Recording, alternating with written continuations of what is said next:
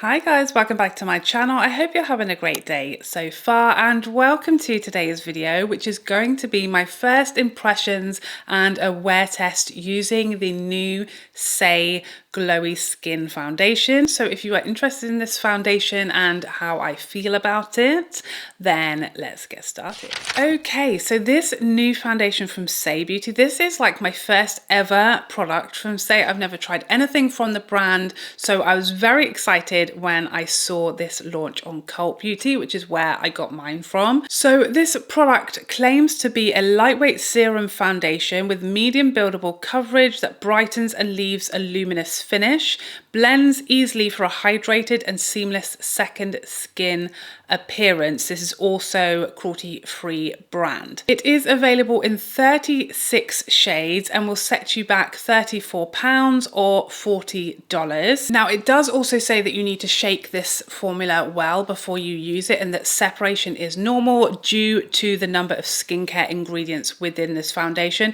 It does not have any SPF though, so that is a big bonus. So the first thing to note about this foundation before we jump into the application is the shades. So there are 36 shades, which is a decent number, a very good actually number of shades. The issue that I had when choosing my shade, there was an olive shade. So I think it was shade 15 that seemed like it would be around my skin tone. Is a medium skin tone with olive undertones. It just looked, the model looks great, like that looks like a good match, but the swatch threw me off. Like it looks like it's very warm toned, and you know, I'm not familiar with this brand, and I will say that whenever there are olive undertone isn't just one specific undertone. You can have cool olive, neutral olive, warm olive. So there's different levels and different tones of olive.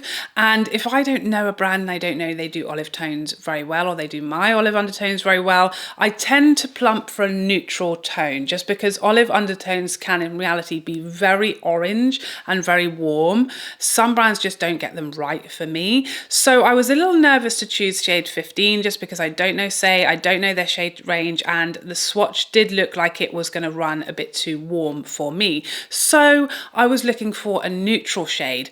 Shade 10 is a light medium with neutral undertones. It did look very light though in the photos and the swatch, so I wanted to go one up. The next neutral tone was shade 18, and if you look there's a huge jump between shades from 10 to 18. That was the very next neutral shade available, so I really didn't know what to do, so I picked up both, and I thought at least this way I can show you guys a couple of shades, a couple of options, and worst case scenario I can mix them together, because this just felt like a complete shot in the dark for me. Like I did not know where to start.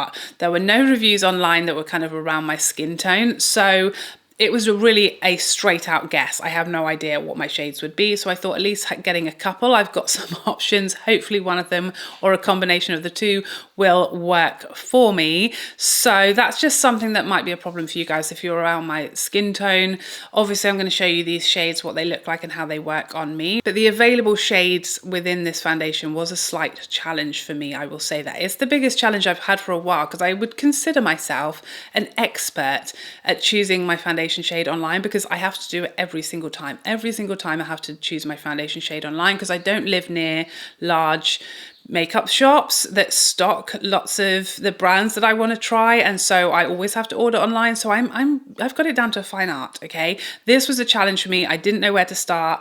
I really had no idea what was going on, what the shades were going to be like, and you will see we had some problems. I really like this external box, and I was really excited to read that all of SAIE's external or secondary packaging is like recycled and reusable 100%. Everything can just be put straight in your recycling, and I think it looks really nice, has a lovely color to it, really pretty, and I love this external box. The bottle itself is certainly good enough. It's not the most luxurious foundation that I have, but it feels nice, it feels weighty, it feels like it has a nice soft touch feeling to the glass bottle, and I think it looks really nice. It's certainly going to stand out in your drawer. You know exactly which foundation, which brand this is looking in your drawer. If you have a few foundations, it's not going to get mixed up. You can see the shade through, and I imagine you'd be able to see how much you have left through the glass as well, but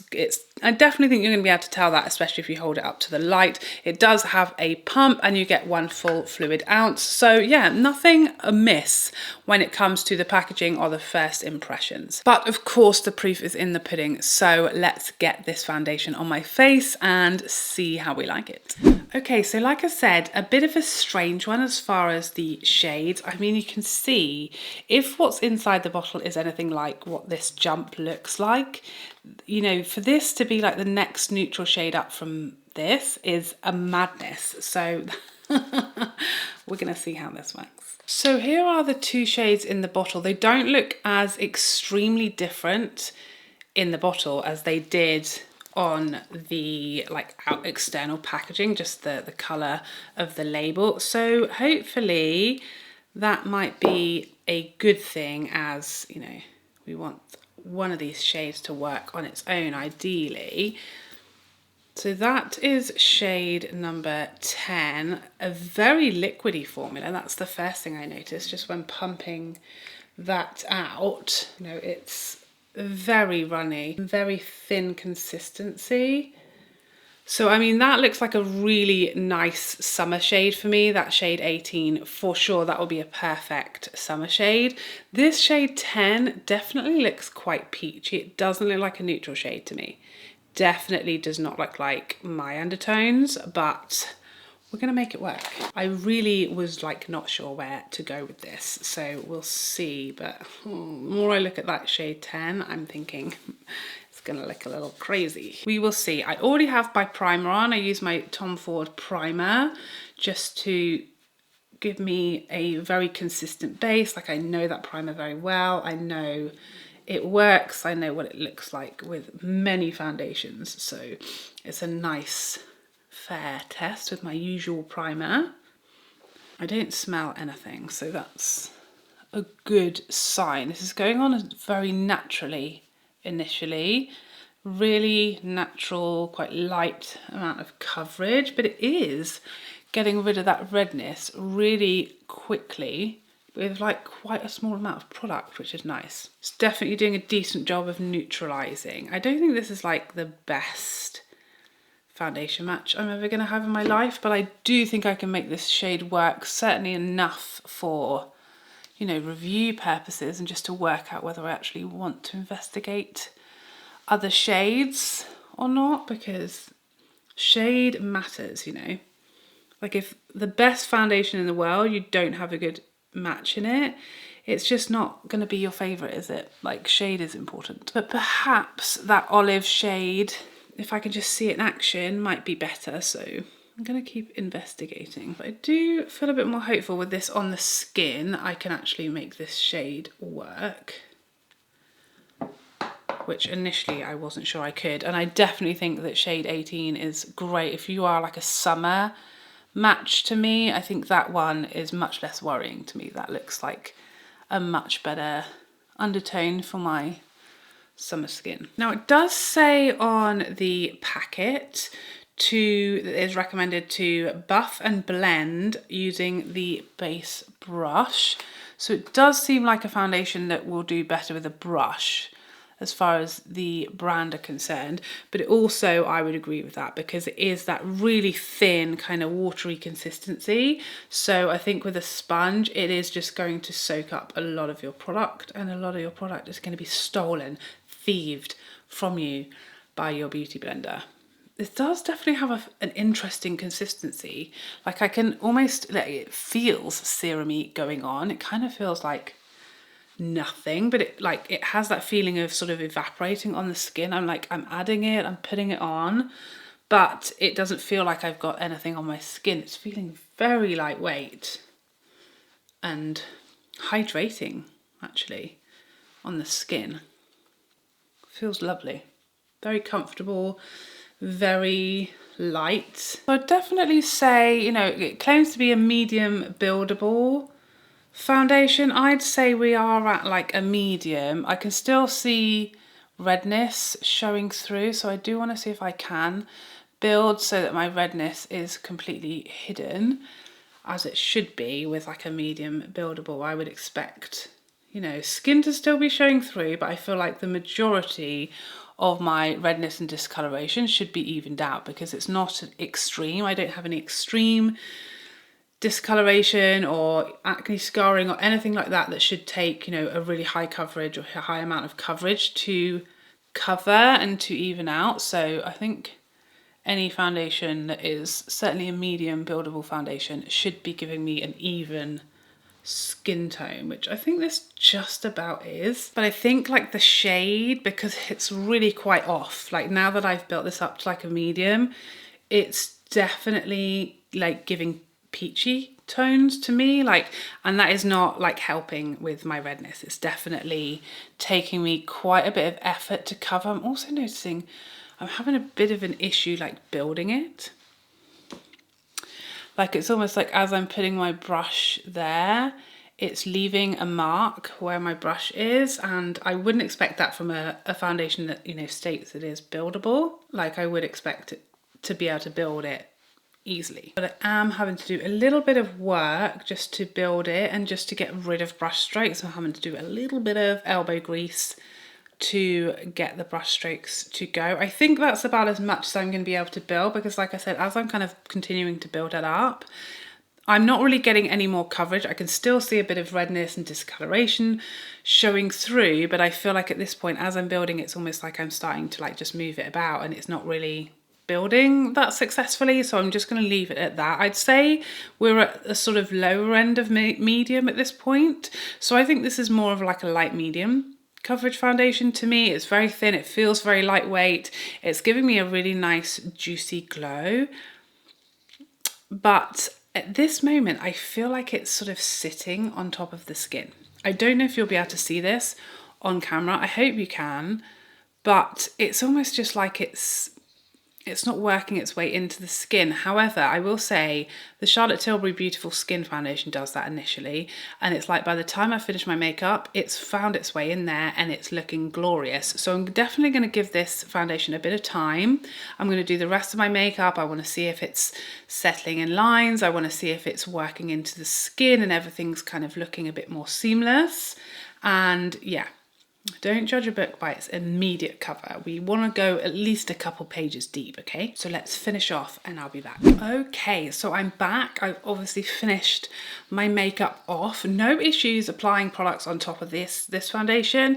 Concealer, bronzer, everything went on top beautifully. I used concealer in all the usual places and I set my concealer under my eyes, down the bridge of my nose, chin, between my brows with powder, but I did not set the rest of this foundation with powder because I never really set my whole face with powder. So this is kind of a good comparison with how I usually use my products and what I usually do. So because I don't have an oilier skin type, I don't feel the need regularly to set my foundation with powder. So I want to see how this foundation does by itself on my normal skin type. Now there's good news and bad news. The good news is that this definitely worked its way into my skin and everything is looking much more natural and seamless and it just looks beautiful. I think it looks so fresh and juicy and it looks very smooth, and I think with my hair like this it looks great. I'm really thankful today that I chose a high neck top because this shade is definitely off.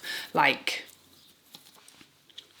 I don't know how bad it will look on camera now that I've got all my other products on, but this definitely isn't a good shade for me. It's too warm, it's almost a bit peachy on me, and it's definitely a bit too dark. So I don't know what to suggest about shades. For me, luckily, it's, what is it? It's March. We're rapidly approaching April. And so, you know, give it a month or so and I'll be able to start using shade 18. And I think that will be much better because the undertones of 18 just looked way better than the undertones of 10. But then that's strange because they're both neutral undertones as per the brand. I find it a massive issue that we're so lacking in neutral undertones, and that is a big issue for me because if I wasn't wearing a high neck top I would look bonkers today. So there's that. It is looking shiny down the sides of my nose. Obviously this is freshly applied. I wouldn't expect a foundation to look this shiny down the sides of my nose. I did set this area with powder as well as part of my, you know, where I put my concealer. So that's making me slightly nervous that this is going to look a little too shiny, a little too oily very quickly. But we're going to see with an open mind. At the moment, I think my skin looks really good, really healthy, really smooth, very flattering, especially like around this area that can be problematic because it, you know, you move your mouth a lot when you eat, when you drink, when you talk, and foundation can get into all of those lines and areas of texture and just really make them look much worse. And it's not doing that. It's slightly kind of sunk into this horizontal line on my top lip, but smile lines look really good. You know, that's always a problem area as well. I think my forehead looks really good. It's maybe less coverage than I was kind of expecting. I can definitely still see, you see this area, I've got some redness that's still showing through, but I think overall it looks beautiful. So I am going to go about my day. I have more videos to film, some editing, I've got the school run, and then we have gymnastics tonight. So this foundation is going to have a decent wear test, and I'm going to show you the sort of 8-hour update. And let's see, let's hope I don't come back looking like I've been soaked in a shower or dipped into the batter pan or anything like that. Let's fingers crossed for that. But yeah, at the moment the shade is off. Everything else I'm really happy with, and you know, luckily because of the high neck situation you can't really tell about the shade, so yeah, I'm okay with that. We can make it work. Stand by for the 8-hour check-in. Okay guys, I am back. What time is it? The time is almost 7:30. So I'd say it's pretty much been 7.5 hours since I last saw you, and probably about 8 hours since I finished putting on the foundation. And I've seen enough. I feel like I've seen enough to say that this is kind of a, like on me and my skin type, without setting with powder, 7 hours is about where things start to break down. First of all, I want to show you a little clip of the foundation in natural daylight. This was taken at about the between the 3 to 4 hour mark. Everything I think looks really good in natural daylight. The one thing I notice is this is one of those foundations that really emphasizes your peach fuzz. I feel like you can see it in this video. I don't shave my face, so I have peach fuzz, that is normal. But some foundations really like make it look like you're a hairy beast, okay? And this I feel like is one of those foundations. It would help that to use a finishing spray, a setting spray, that usually would get rid of that. But obviously I didn't want to use a setting spray on a day when I'm testing a foundation's wear, and I want to see how it does by itself. So that's the foundation in natural daylight. Now we are, like I said, at the 8-hour mark. I'm sure you can see the shine that was already there when I applied this foundation is definitely a bit worse. That is a very easy fix.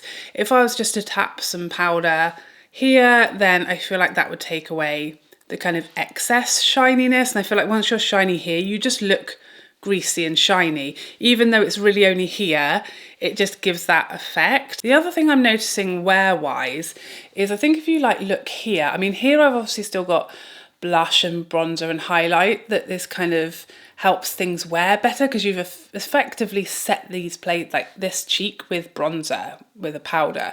This area that has no other product on, I think you can really see the sort of redness. It's maybe more evident on this side. I feel like the foundation is almost completely gone from here. Like you can really see my skin and redness poking through. My chin area is getting a little cakey. The same thing around my nose, and I'm just looking a little disheveled, a little too shiny, and like a little bit cakey in some places. The foundation is definitely starting to break down. So I wouldn't say it's like the longest wearing. I don't think it really claimed to be a long wearing foundation, so that's fine. And obviously I could have set it with powder, and I think then it's going to make it to 8 hours really nicely. So I think for me that's a decent wearing foundation, especially one that's this glowy. I mean, we started really glowy, so the fact that it hasn't got crazy greasy shiny yet is like a good thing in my book. I really like the glowy nature of this foundation. I wish it kind of balanced out my redness a bit easier with a bit less product. My main kind of issue with the foundation is the shade. I really don't know how to get a better match in this foundation because, you know, warm tones do not work well. Typical like classic warm tone foundations don't do well for me because I don't have a classic warm undertone. So they always look very yellow or very orange on my skin tone. And there's only the one olive shade that I'm not convinced is going to be a better match for me. I think it's going to be too dark in winter. You know, shade 10 I thought was going to be too light, but it is really the only neutral shade around where I need it to be. So I don't know that there is a better match for me with this foundation. So that is an issue. Like I said, in the summer, I think shade 18 is going to be a much better match. Everything else I quite liked. I do think it slightly emphasized my forehead lines. It's definitely sunk in a little teensy bit onto my smile lines and like this horizontal line on my lip, but definitely nothing dramatic that I haven't sort of seen a lot worse of. So overall, I would say this is a pretty decent first go with this foundation. I'm definitely going to wear it over the next few days, and I will give you a full update on my like comprehensive few weeks of experience in my, what month will it be? In my March roundup. I'll let you know how I got on with this over the course of the next few weeks, trying it in lots of different days, lots of different conditions, mixing it with different products, using different primers, etc. That will be in my March roundup. But at the moment where we stand is I think it's slightly too shiny in my T-zone, but I could counter that with some powder if I wanted to do that. The shade is definitely off. It wore decently well for such a glowy foundation. I think it gives a very nice finish that's fresh and healthy and luminous, and it's pretty flattering on the bulk of my skin, just not around sort of the more problematic areas as the day went on. So not perfect, but not terrible either. Definitely one to keep playing with and playing around with, maybe using some powder, using a different primer, and just seeing how I kind of get on with it in the longer term. So yeah, those are my first impressions on this SAIE foundation. I think it's kind of, if I had to give it a mark out of 10, I'd go with like a 6 or a 7. I think I have better foundations that I love more, but it's by no means bad. I think the shade is quite throwing me off, which is a shame because it is one of those things that just makes a big difference to how you feel about a foundation. If you have any recommendations for a shade, let me know in the comment section down below. I'm definitely going to keep playing with this one. I think it has potential to become, you know, maybe an 8. With some toying around with it and getting you to know it a bit better. And if I had a better shade, maybe even an 8.5. So yeah, definitely not a bad first experience of the brand for me. I'm pretty happy with how it went. I really liked how my makeup looked today, and yeah, not bad. Not bad, say. Not bad, let's say. I bet I'm the first person to ever make that joke ever. Please let me know if you've tried this foundation and how you got on. I would love to know your thoughts on it. If you've tried it, give me a shout out in the comment section and let me know how it wore on you and what your thoughts are. Was your experience the same as mine, different? Please let us know in the comment section down below. But I hope you enjoyed this video and found it helpful, and I'd love to see you in the next one. Otherwise, take care for now. Bye bye bye bye bye.